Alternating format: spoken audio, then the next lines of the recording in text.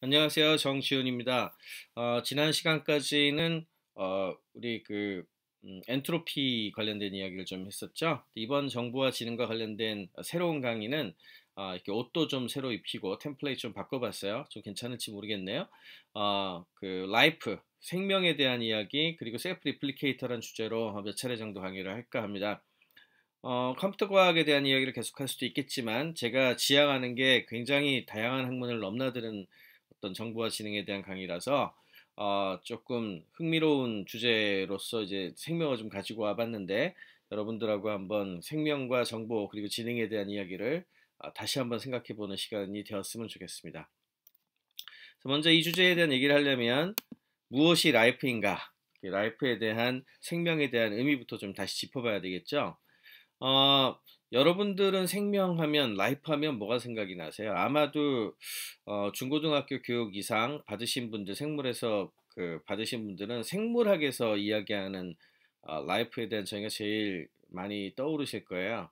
그 내용은 뭐 여러 가지 내용들이 있고, 뭐 킴볼 같은 사람들이 바이올로지 책에도 나오고 그러는데, 뭐 이렇게 표현을 합니다. 트레이트라 그러죠. 특성, 어떤 특성을 가지고 있는 것이다. 이렇게 정의를 하고 있는데 그 특성들을 되게 중시하고 있죠.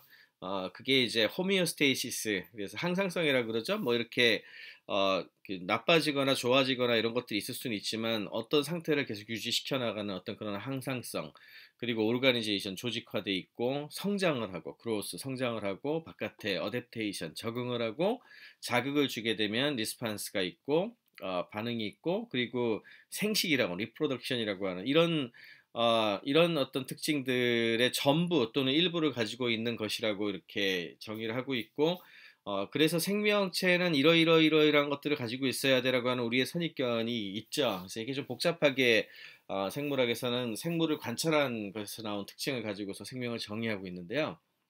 이걸 다른 식으로 정의한 것들도 많이 있습니다. 그래서 대표적인 게 이거는 이제 다음 강의에서 조금 더 자세히 다룰 건데요. 연력학, 서머다이나믹하게 정의한 시스템이 있어요. 이건 어떻게 정의를 하냐 하면, 어, 그 자기 자신에 대해서 완벽하지 않은, 왜냐하면 똑같은 거는 계속 복제니까요.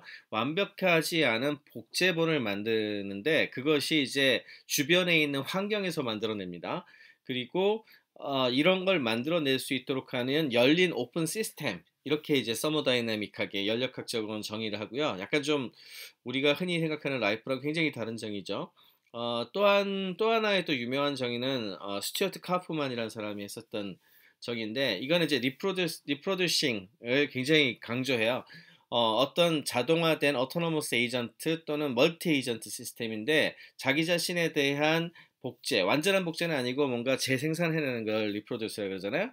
그런 것들을 만들어낼 수 있는 것은 생명이라고 정의합시다. 이렇게 좀 훨씬 좀 가볍게 정의를 한 부분들이 있죠.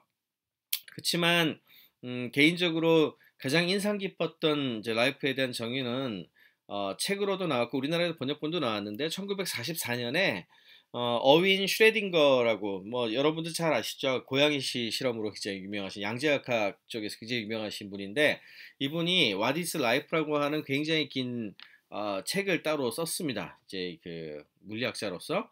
어, 이 내용이 굉장히 재미있는 내용들이 많이 들어가 있는 책이라고 하는데 이 책의 가장 핵심적인 용어가 네가티브 엔트로피로 표현을 해요. 그래서 제가 사실 라이프를 엔트로피 이후에 그 다음 주제로 선택한 이유가 슈레딩거의 이 책 소개를 하면서 라이프와 연결시키려고 했던 것이 의도인데요.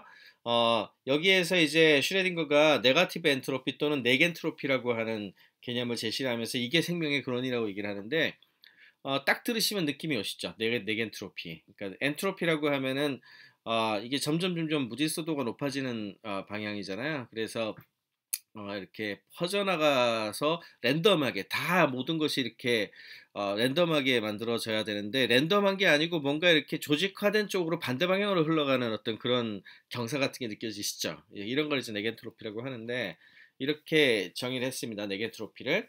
어, 네겐트로피 입장에서 우리 라이프라고 하는 걸 보면 그래서 이걸 일종의 엔트로피나 네겐트로피 같은 얘기를 하려면 프로세스로 봐야 되니까 이 라이프라고 쓰질 않고 리빙 프로세스라고 썼는데 리빙 프로세스는 그냥 우리 그 바이올로지컬한 몰레큘, 이게 생물학적인 분자가 있을 때 그 분자 안에 있는 내부의 에너지가 보다 더 가능성 있는 마이크로 상태로 옮겨가는, 예, 그런 방향으로 가는 게 우리가 흔히 알고 있는 모든 물질들이 진행되는 방향이잖아요. 그런데 이거가 딜레이 되는 거. 이게 굉장히 좀 그 아까 전에 말씀드린 거꾸로 하고 조금 다른 개념인데, 그냥 내비로 두면 천천히 계속 흩어져 나갈 텐데 스판테이니어스하게 디퓨전이나 디스퍼션이 일어나는 어떤 이런 과정을 딜레이 시키는 것이다라고 이렇게 리빙 프로세스를 정의를 했고, 이것이 그 슈레딩거가 이야기한 라이프에 대한 또 다른 정의입니다. 근데 오늘 제가 조금 더 많이 얘기를 하고 싶은 거는 우드로프 티 설리반이 얘기했었던 정인데요. 이거는 이제 여러분들도 관심 있으신 분들은 나중에 한번 보시면 좋은데, 우드로프 설리번이 어떤 사람이냐 하면은 아스트로바이올로지라 그러죠. 우주 생물학을 창시한 분이세요. 그래서 이분이 그와 관련된 책과 강의 같은 것들을 되게 많이 했는데, 예를 들자면 트랜스포머 같은 그런 것들이 뭐 생물체일 수 있고, 수소가 많이 있는 그런 항성 같은 경우에는 그 시스템에 따른 또 다른 생명이 나올 수 있다는 어떤 그런 우주 생명과 관련된 그런 다른 우주 생명과 관련된 학문인데요. 여기에서 이제 우드로프 설리번이 얘기했었던 생명에 대한 가설은 General Living System Theory라고 표현을 해요. 그러니까 이거 리빙 그 생명체가 시스템으로서의 어떤 그 시스템으로서 바라보는 건데, 이 사람의 의견에 따르면은 셀프 오가나이징을 하는 그 living thing이라고 얘기를 합니다. 그래서 주변에 있는 환경과 상호작용을 해서 자기 자신을 셀프 오가나이징 할 수 있는 개방된 어떤 것, 이걸 이제 리빙 시스템이라고 부르고요. 이런 리빙 시스템으로 바라보게 되면은 이런 생명 시스템이 어떻게 유지가 되느냐 하면은 정보, 에너지, 그리고 물질이 어떻게 흘러가는지, 그래서 흐름이 굉장히 중요해지는데 이 흐름에 의해서 유지가 된다라고 이야기를 하고, 이것이 생명의 근원이다라고 하는 주장이에요. 그래서 이 그 가설을 저는 개인적으로 이제 라이프를 정보의 관점에서 본다면, 저 정보 우주론자니까 우주가 정보를 담고 있고 정보를 처리하는 기계라고 본다면, 라이프는 어떻게 보냐는 측면에서 봤을 때에는 우드로프 설리번의 리빙 시스템 이론을 제가 굉장히 좋아해요. 그래서 이게 정보가 흐르고 에너지가 흐르고 그다음에 물질들이 흐르는 어떤 그런 것에 의해서 그 자기 자신이 잘 조직화돼서 이렇게 그 외부 환경과 연동되는 어떤 것, 뭐 이런 식으로 해석하는 걸 저는 개인적으로 굉장히 좋아합니다.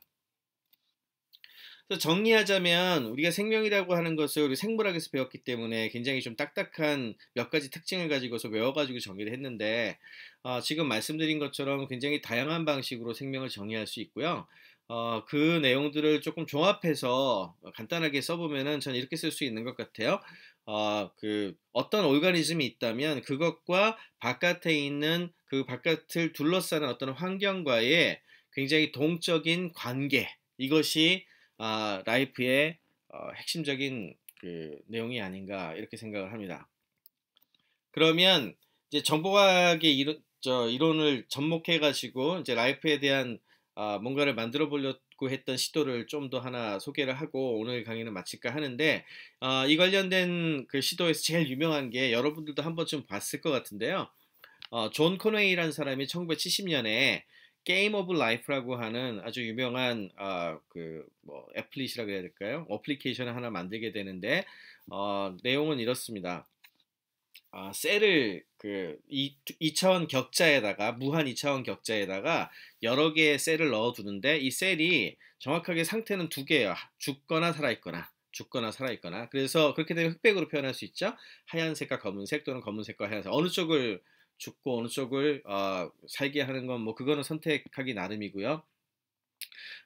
이 경우에 그 네 개의 룰을 또 하나 설정을 했는데, 만약에 주변에 있는 그 세포들 중에 9개의 격자가 될 테니까 가운데 있으면 8개가 둘러싸잖아요. 그 중에서 2개 이하로 살아있다 그러면은 그것들 때문에 파퓰레이션이 언더 파퓰레이션 돼서 얘가 죽어요. 가운데 있는 셀이 죽고요. 그다음에 두 개나 세 개 정도 있으면은 뭐 두 개나 세 개 정도 아까는 두 개 보다 적으니까 한 개인 거겠죠. 0이나 1이겠죠.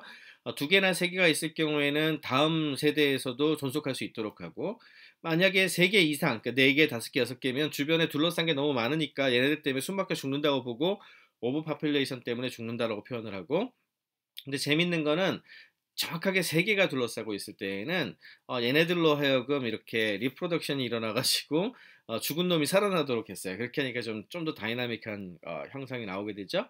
그렇게 해가지고 만든 게 라이프 게임인데요. 라이프 게임이 참 그 뒤에 이걸 가지고서 굉장히 다양한 것들을 만들어 본 사람들이 되게 많았고 정말 신기하게 정보 2D 격자 안에서 살아가는 것과 같이 보이는 생명체들을 되게 많이 정보 생명체라고 불러야 되겠죠?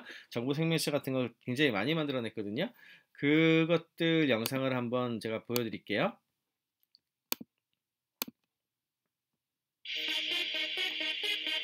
네, 보시면은 네, 이렇게 간단히 이거 글라이드라고 그러는데 간단한 이제 글라이더 같은 거부터 시작을 해서 좀 더 큰 글라이더가 이렇게 만들어질 수도 있고 이거는 무슨 거대한 우주선 같지 않아요? 네.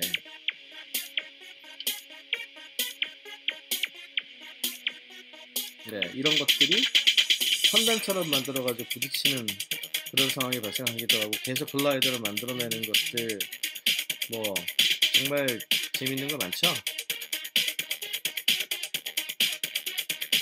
이걸 일종의 정보의 생명체라고 생각을 하고 이야기를 하는 게 되겠습니다.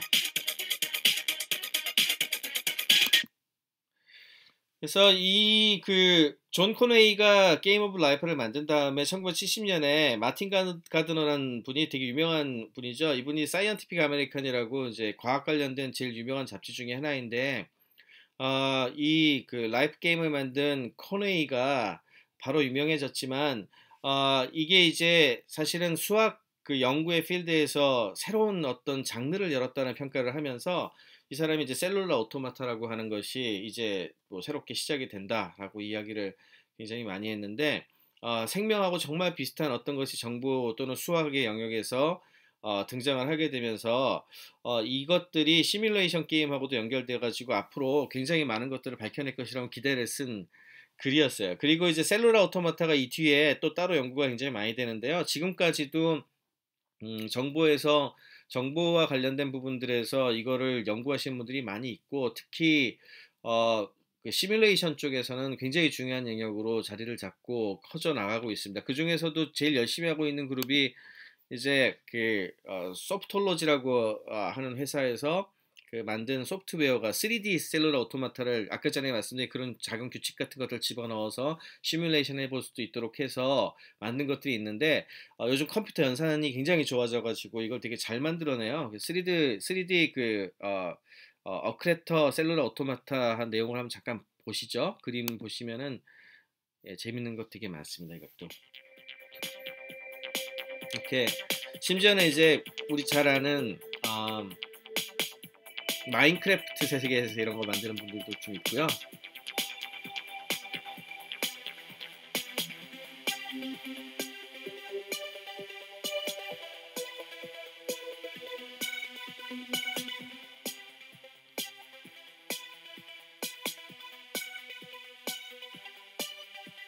놀랍잖아요. 예.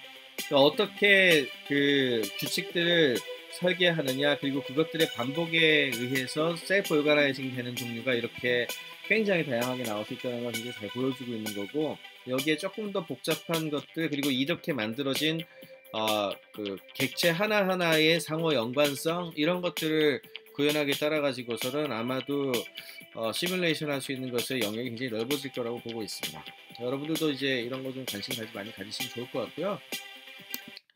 뭐 간단하게 생명하고 이제 정보에 대한 이야기를 잠깐 해봤는데 이거 이외에도 드릴 얘기가 상당히 많이 있어요. 다음 강의에는 이 중에서 이제 아까 잠깐 말씀드렸지만 연력학적 정의 이거에 대한 접근을 하는 거. 이제 이 맥스웰의 이제 도깨비 얘기가 나와야 되는데 그에 대한 이야기를 다음 강의에 하도록 하겠습니다.